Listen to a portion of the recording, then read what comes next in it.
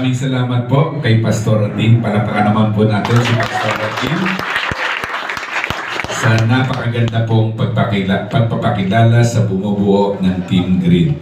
Sa inyo pong lahat, isang magandang gabi po.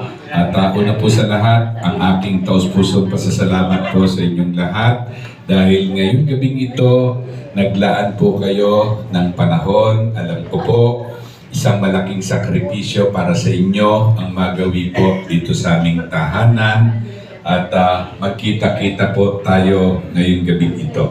Alam ko po na iniwanan ninyo yung inyong mga asawa, yung inyong pamilya, yung inyong mga anak para lamang po magkaroon tayo ng magandang pagtitipan ngayong gabi ito. Maraming salamat po at mag-alala ko po kayong tinatanggap dito sa aming tahanan. Kasiyahan at kagalakan ko po na nakapiling kayo ngayong gabing ito.